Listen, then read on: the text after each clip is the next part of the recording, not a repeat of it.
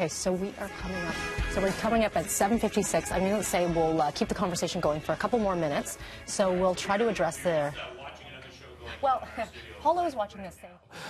Mel is still over there with the panel talking about the gender pay gap. And boy, we're going to let it go a little bit longer because there's so much interest in that. So you can see the URL on your screen there, facebook.com/BT Toronto. That show's going on there.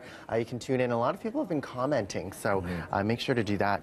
Now, here's something that may cause some comments for today. Do you know that drowsy driving, when you're sleepy and you're driving, is just as bad as, we'll get to that board in just a minute if we could. It is just as bad as impaired driving. Believe it. Been there, done that. I used to work a shift that was 7 p.m. to 7 a.m. Mississauga, had to drive back to Scarborough. The thing that saved me, I kid you not, from swerving off the road, and I didn't think I was tired, was the bumps on the road. The bumps on the road, they're there for a reason. Some of them are in the middle lane too, which is nice. And I bring this up because OPP have just charged a man down in the Windsor area for drowsy driving. Well, not for drowsy driving, but they're blaming drowsy driving for a crash he was in.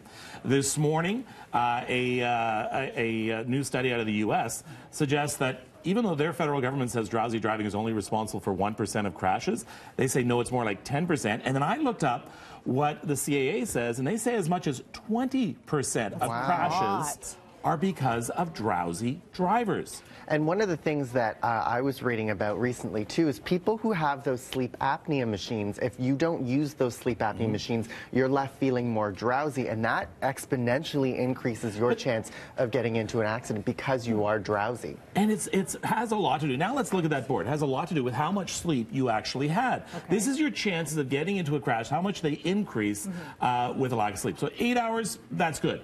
However, if you get 6 to 7 hours of sleep, you're 1.3 times more likely at risk of a crash. If you get around 6 hours, that's supposed to be 5 to 6, you have less, almost 2 times more chance. The numbers go on, so that by the time if you sleep less than 4 hours a night, your chance of getting in a crash increases by 11.5 times. Wow, I got 3 hours last night, but this is why I Uber. But that is huge. So I wonder, what is the equivalent now to alcohol and drugs and do you know as well, though, the problem is it socially okay? So if let's say you went somewhere and you said, oh man, I had about 12 beer and I drove all the way, I was feeling it. I would take people would get mad at you. But if you said, oh, I fell asleep, I swerved 3 or 4 times and I only had like 3 hours sleep last night, people would say, oh yeah, I've been there. Just have a coffee and you'll be okay, right? So that benchmark there, what is the benchmark? 8 hours? 8 hours. Okay. I mean, that's for any healthy experience. But you know how they limit truck drivers? I'm saying this is totally not enforceable, but it would be interesting if we could say, hey, if you did get only 3 hours of sleep, you can't go on the road, or if you've driven more than 8 hours today, you can't drive anymore.